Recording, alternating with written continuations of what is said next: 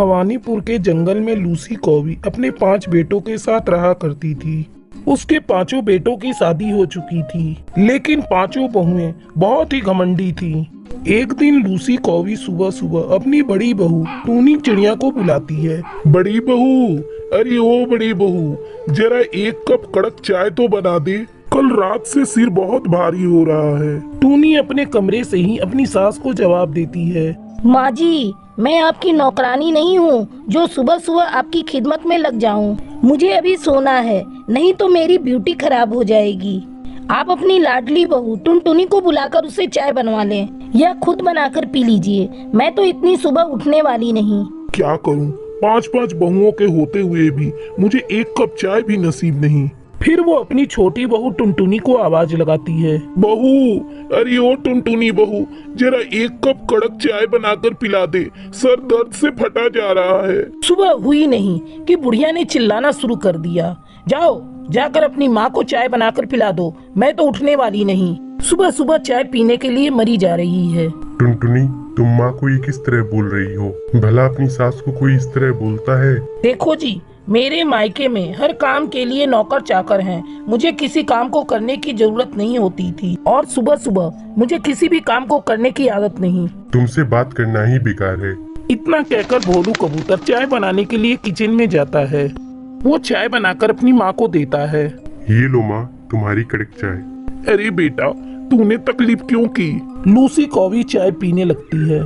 इस तरह कई दिन गुजर जाते हैं। जंगल में साड़ियों की सेल लगी थी। एक शाम मजली बहू मुनमुन तोती की सहेली का फोन आता है। अरे मुनमुन डार्लिंग, तुम्हें पता है जंगल में साड़ियों की सेल लगी है। महंगी महंगी साड़ियाँ बहुत सस्ते में मिल रही हैं। चल चलकर दोनों शॉपिंग करते हैं। ठीक है, तू मेरे घर आ जा, दोनों साथ चलते हैं शॉपिंग करने। फोन रखकर मुनमुन तोती अपनी सास के पास जाती है। माँ जी, मुझे 10,000 रुपए चाहिए। इतने रुपयों का तू क्या करेगी बहू? आपको इससे क्या मतलब कि मैं इन रुपयों का क्या करूंगी? मुझे तो बस 10,000 रुपए चाहिए। लेकिन बहू, अभी तो मेरे पास इतने रुपए नहीं हैं। ये ले, मेरे पास 2,000 रुपए हैं, तू इसे ले ले। रखिए अपने ये रुपए, मुझे आपसे भीख नहीं चाहिए। मेरे मम्मी पापा ने कभी मुझे रुपये पैसों की कमी नहीं होने दी, और एक आप हैं, हर समय कंजूसी करती रहती हैं। आपको पता है, मेरे पापा 3 मिलों के मालिक हैं। 10,000 रुपये तो मैं चुटकियों में उड़ा देती थी। मुझे यहाँ नहीं रहना, मैं कल ही अपने मायके चली जाऊंगी। अरे बहू, ऐसा क्या हो गया कि तू मायके जाने की बात कर रही है? शादी के बाद ससुराल ही अपना घर होता है। माँ जी, ज्यादा ज्ञान मत दीजिए मुझे। पता नहीं मेरे माँ बाप ने इस घर में क्या देखा था जो मेरी शादी ऐसे कंगाल घर में कर दी।